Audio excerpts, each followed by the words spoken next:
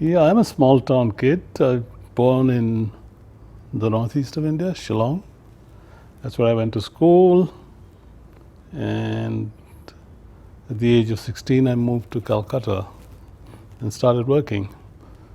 And I think this is I'm now 71, so that's 50, almost 55, 56 years of work. So why did you move to Calcutta at that time? Basically, my father wanted me to go to college there, but that we fell on very hard times, so I had to go to work instead. But I also studied, so it was night school and day work. So that's how it went. What type of work was it that you were doing? I joined the predecessor of what is British Airways today. So I used to do night shifts with British Airways and then attend college during the day. So I started as the lowest entry point. I think it was a traffic assistant or something. Worked my way up. At that time, how did you know what to study? Was it anything that you were interested in or something else that you had to do? Well, I think it was really the economic pressures on me that I didn't have too many choices. But I loved literature, so I studied English. I had an honors degree in English literature from the Calcutta University. The path that you had when you were younger, if you had a choice, I'm sure there would be something different you would like to choose economically, so that you can do more things for your family and yourself and so on.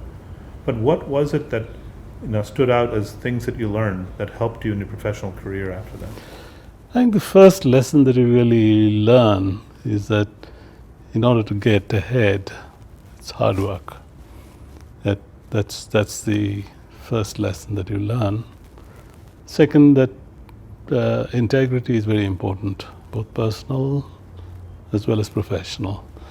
If you bring those three together, I think it's very difficult not to rise.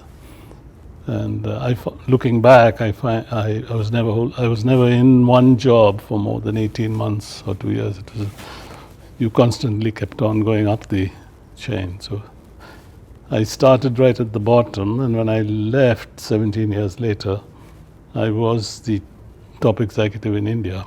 This is the goal and the hope of almost any person that would like to seek a profession today, and to progress well, to be happy doing it, and also just to going back to not necessarily have everything handed. They had to work hard, and you didn't have something that was given to you, so you had to do a lot of self effort.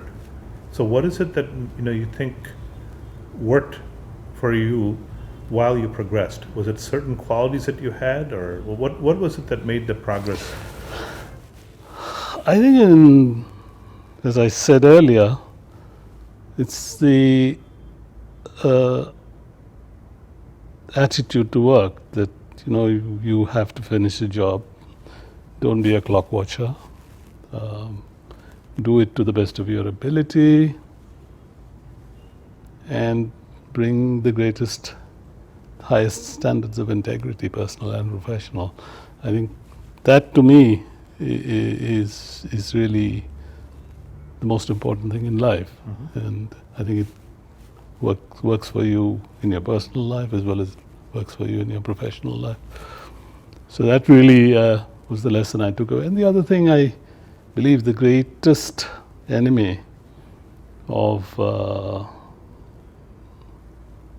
in life really is fear.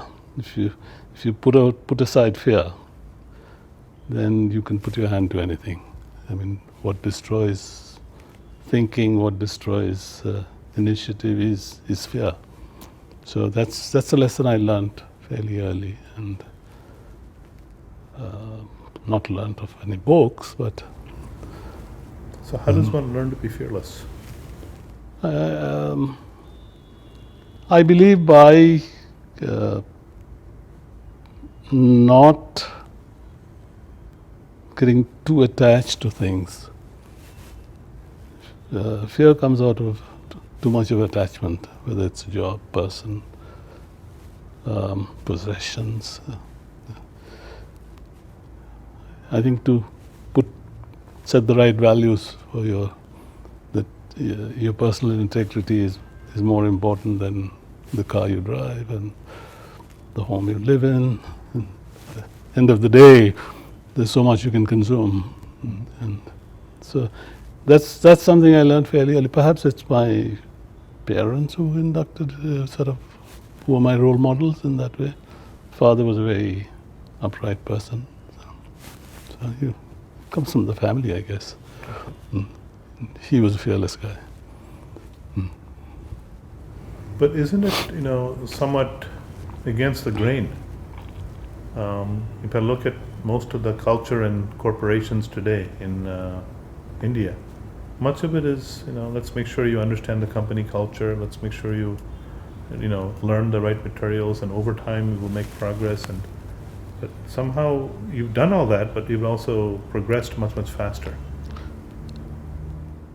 So how does that I guess following the party line is an easy way of doing it, but I think following your own instincts and your own inner voice is more important. It really, that's something we impose on ourselves, that I need to be on the right side of the powers that be. But I think that is a fallacy in many ways. When people begin to respect you, understand you, if you have your own point of view. Okay. But you don't have to be somebody who is a rebel at all places. You have to work in a team. Okay. But you need to remain the individual within the team. That's been my experience. And the final question, this arena. If you look at over the stretch of a lifetime, where at the younger years there's certain behaviors that professionals should adopt, and later years after that what they should adopt. Can you go back to that first decade of work? What is it beyond the qualities that you mentioned in the training or in teamwork or whatever else, loyalty to the management and to the manager? What other specific items that you think of that were significant at one point or another in that first decade of work? I think you mentioned teamwork, and organizations are really teams. So you have to be a team player. And to be a team player, you need to be mindful of the aspirations of others, the strengths of others, the weaknesses of others. And you automatically move into a supervisory role when you know how to work with people. And people tend to turn to you and give you that position, even if it's a floor supervisor, up to the CEO. I mean, there is this automatic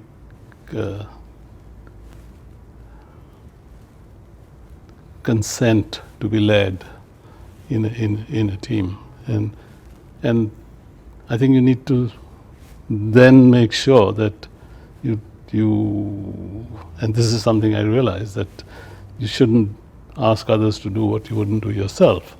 So that's the way it's really emerged. I don't know. It's not anything that you're formally trained in, but it's something that you begin to understand as you